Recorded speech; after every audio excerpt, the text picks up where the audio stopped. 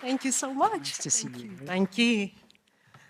Good morning. Oh, I don't have to talk to this. Good morning, ladies and gentlemen. As Leanne has said, I'm Rethabile Mbokodi, and I have a great pleasure of representing my organization today, the United Nations Global Compact Network South Africa. Before I go into my presentation, I was talking to my husband last night, who's in Durban. And I said to him, you know, I'm talking fast this morning. And he says, oh my word, you better be good. You better be good.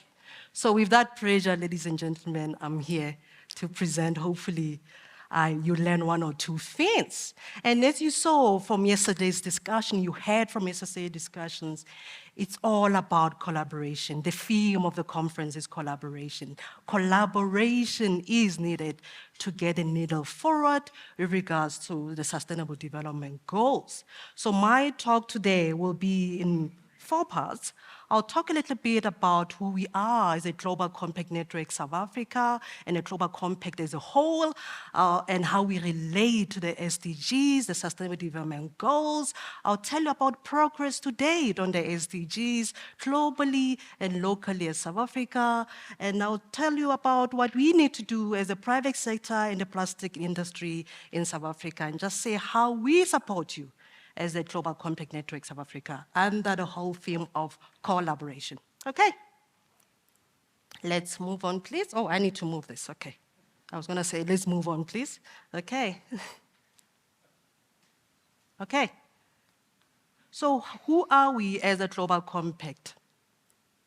We were established in 1999, and let's say 2000, by this well-known gentleman that you see here on the screen, the late Kofi Annan, who was the UN General Secretary of the United Nations. And he made a speech at Davos in 1999, talking to the global leaders, the business leaders, saying to them, we need to put a human face to global market. And he said the following, I quote, I propose that you, the business leaders, and we, the United Nations, initiate a global compact of shared values and principles. Why? For our own sustainability and the sustainability of the future. We were established then in 1999. And the CEOs who were in the room said, how do we do this? How do we do this? And then they said, Kofi Annan said, let's sign a contract, a compact between ourselves and just say, this is how we're gonna do it. It started off with 40 companies and a crew. You'll see how the growth went. And what lies behind, what's the foundation of who as a global compact?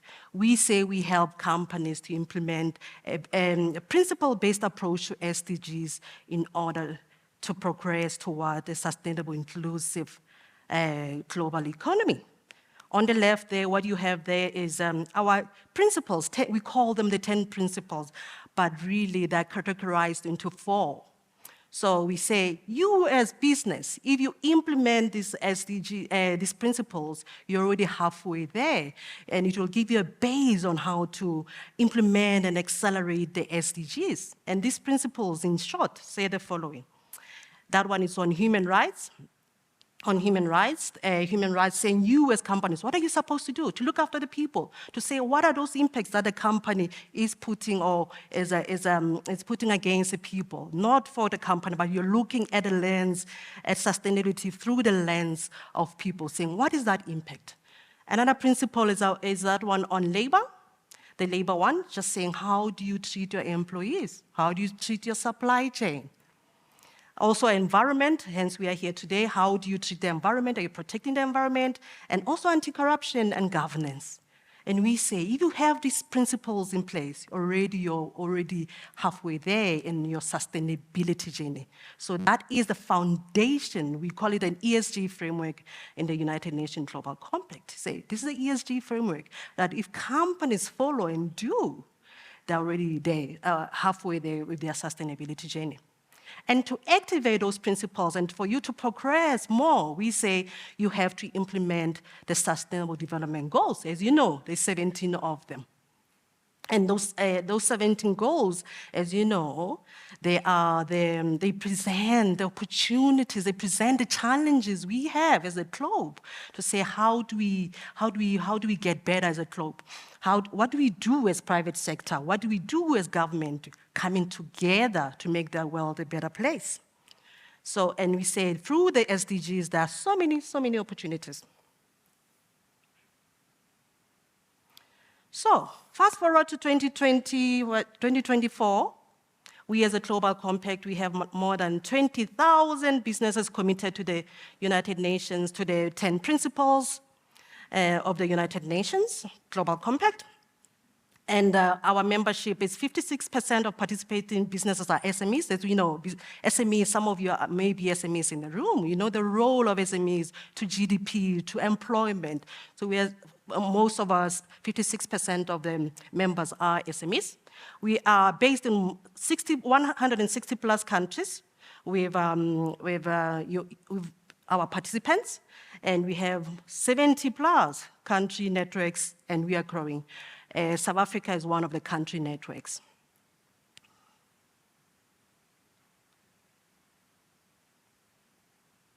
So how are we doing as business with regards to the SDGs? This is a study we did with I was going to say McKinsey, because I was talking to a McKinsey colleague earlier.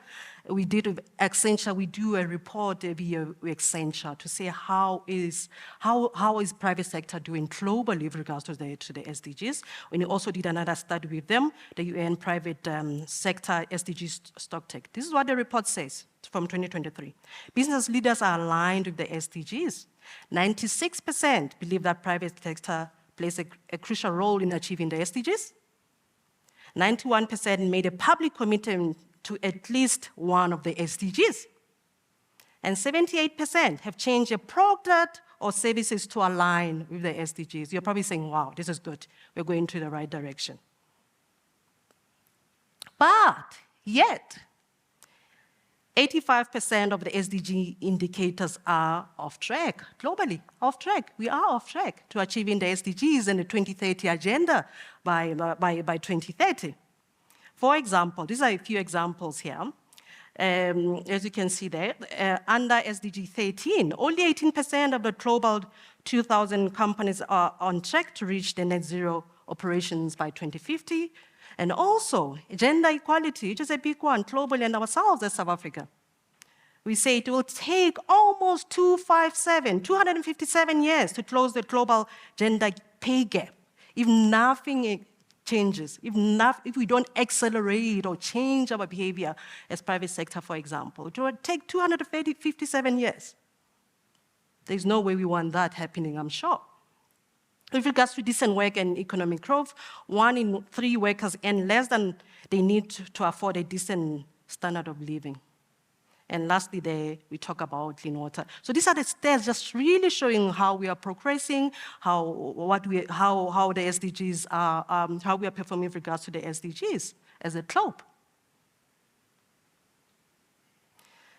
Why do we have so many challenges? There are challenges. The current business landscape presents barriers. We have those cyclical barriers. We also have structural barriers.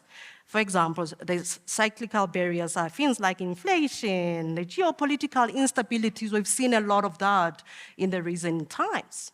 And as you go there on the other side, structural barriers, there's things like inability to influence the supply chain. I'm interested, there's a talk I saw on the agenda. We're going to be talking about supply chain. The supply chain is a big problem for big companies to say, how do you get the supply chain, the SMMEs to move forward, to adapt to, so there's a lot of challenges, and legislation is coming forth. There's a lot of challenges. And also, there's structural barriers. I'm not reading all of them. I'm going to the last one there. Lack of policy incentives. Yesterday we spoke, I had a number of speakers saying, there's no incentives with policy, there's nothing that forces companies to say, this is an incentive for me in order to change. So, the UN Deputy Secretary General Amina Mohammed says the following, that something has to change, right? We as business, for example, saying, in order to scale global collective impact, We need to do it together. Collaboration, collaboration, right? The theme of the conference is the collaboration. And we know as a sector, we know as a private sector overall that we have to collaborate, to accelerate. Collaboration, north, south, east, west, black, brown, white, strengthen the diversity of human families, what we need right now. It may sound like it's impossible, but that's what we work towards, making the impossible possible. Relating it to the yesterday discussions, there's so many challenges we have in the plastic industry, but we know collaboration among ourselves, there's so much more we can achieve. So I'm moving on to the next section of the presentation now. So we, as South Africa, we are a member state of the United Nations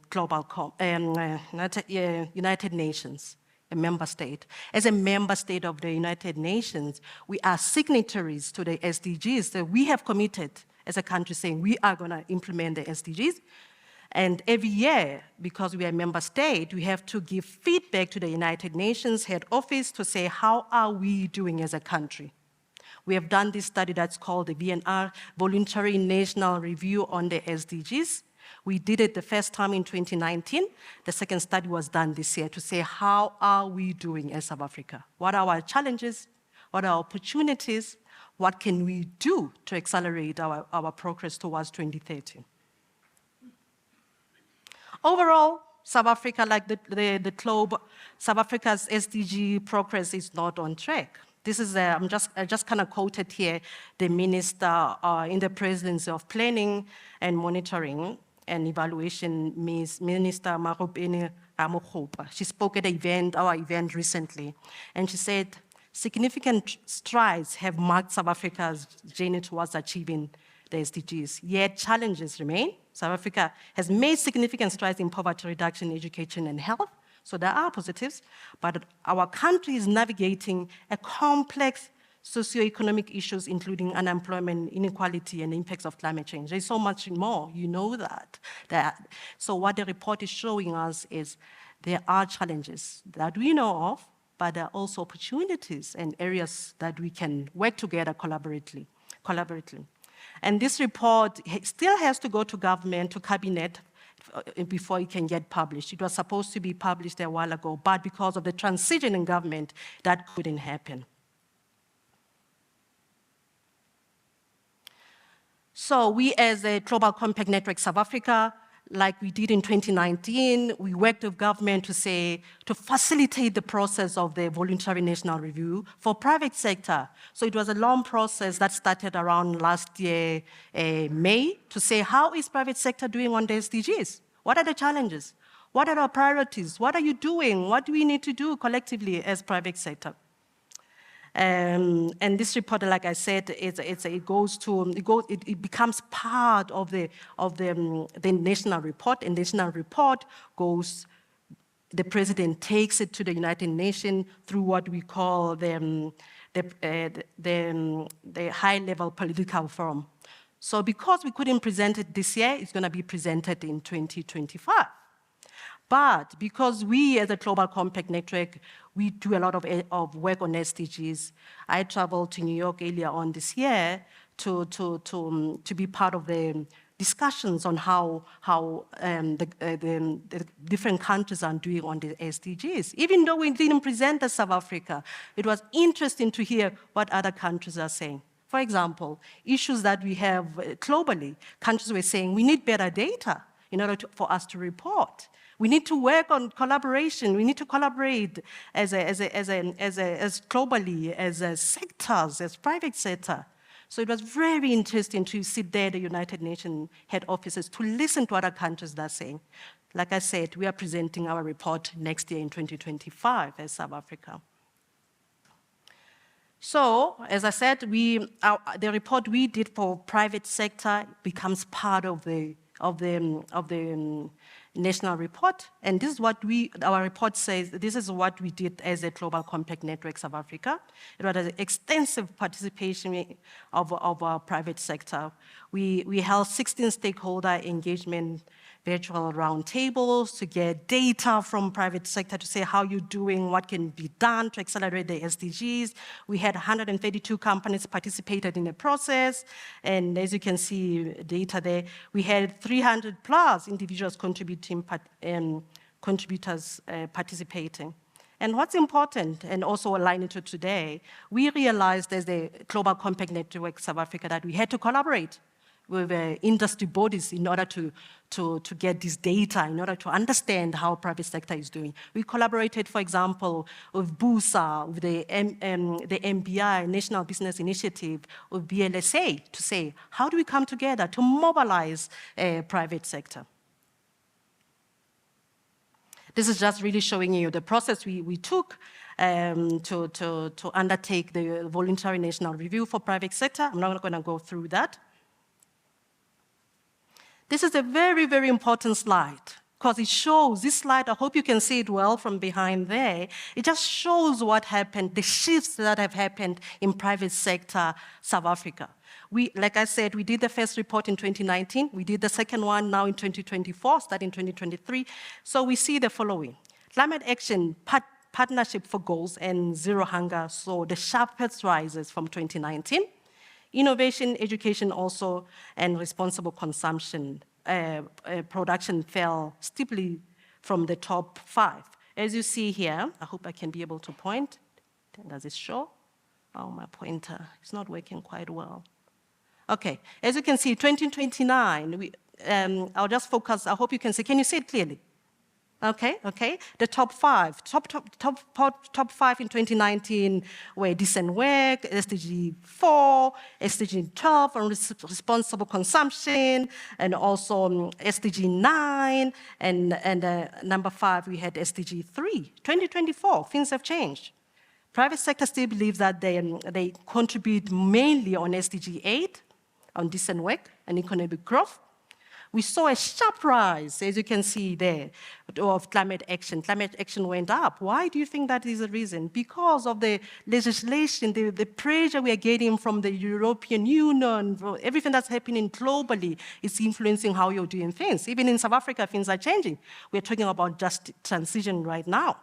And we also saw number 3, which is beautiful to see, number 17 there, the SDG 17, the theme of today. Collaboration. Private sector is saying we need to collaborate. We need to collaborate to get things going. And then number 4, we had their good health and well-being. Why? Because I think it was influenced by things like COVID, because when COVID happened, priority was now becoming on health. And then number 5 there is SDG 11. So we are seeing the changes. Things change, and they will change depending on how the economy is doing, depending on a number of issues in South Africa. So this is really reflecting what the changes were. I will be sharing the slides, and we have the report. You can go and read in detail about this report. And this report also shows, this is a snapshot of that report shows, saying company actions by industry. These are where companies and the sectors are seeing the SDGs, the priority SDGs, where there are the material SDGs, and where they can have the most impact. So I'm going to zoom in into the manufacturing, because this is a plastic sector. You can read the report. You'll have the slides also.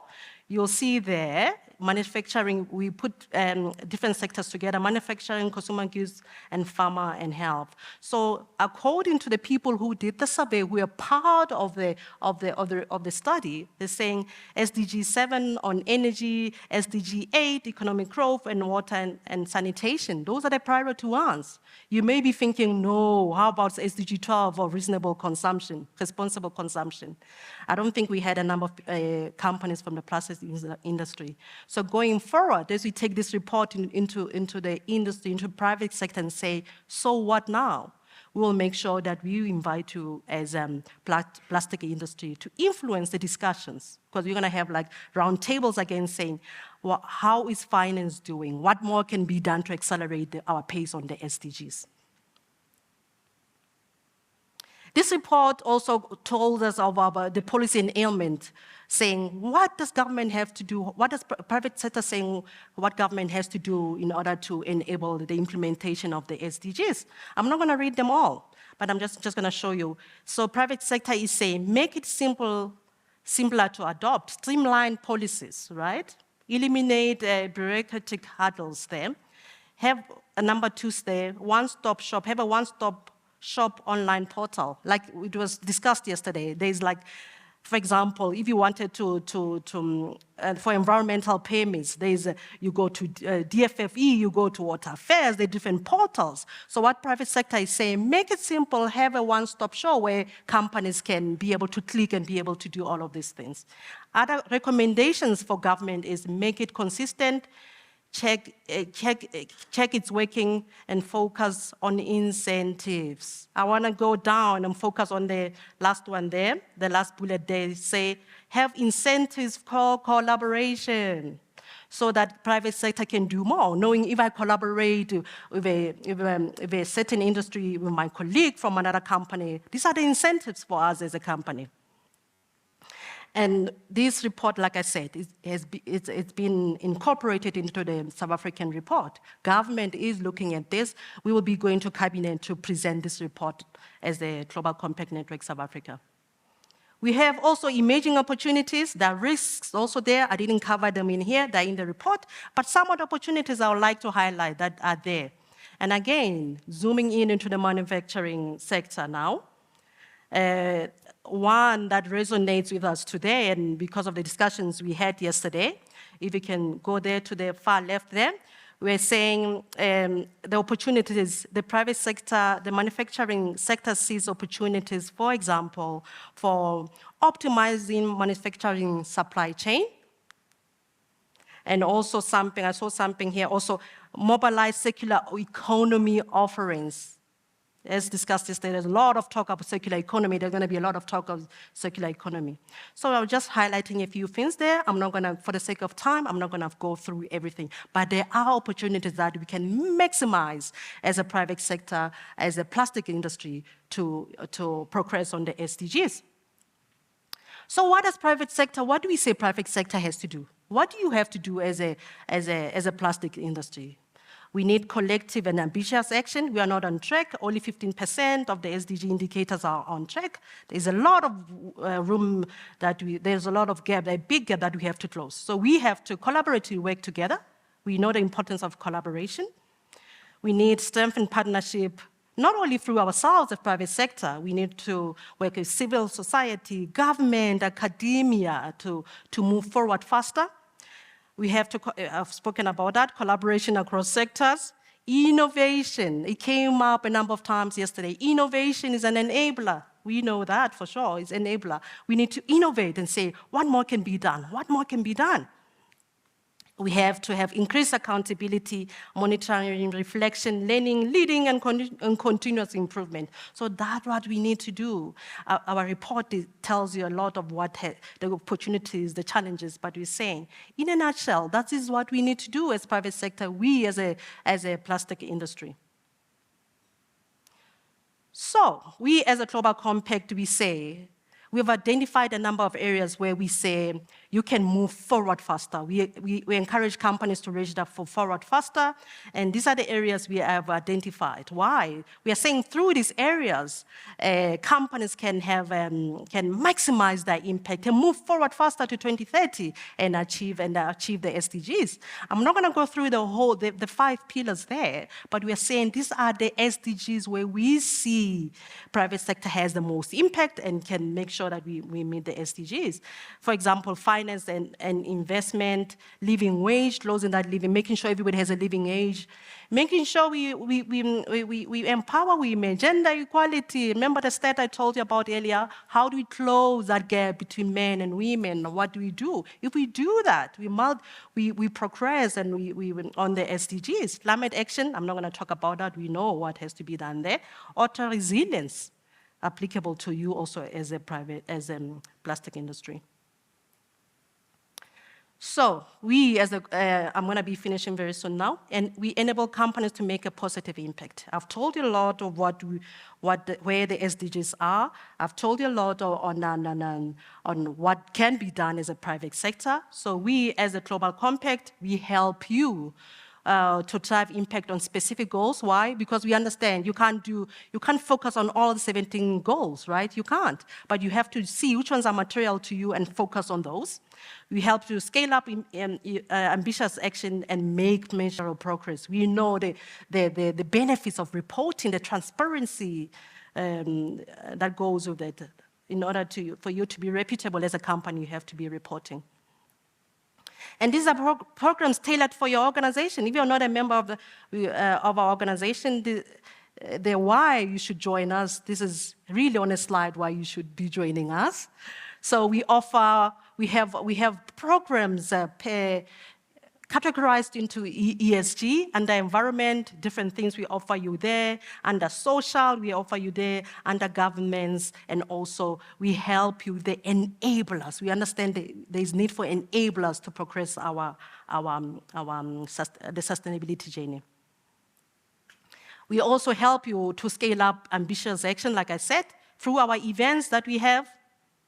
We have the tools and resources. We have the academy that we have, where teachers, the academy is like a really one of those libraries for us that companies always say, oh my, I didn't know there's so much information. We have online courses there. We have a lot of lectures. There's a lot that goes on there. We have peer learning groups. That way we facilitate learning.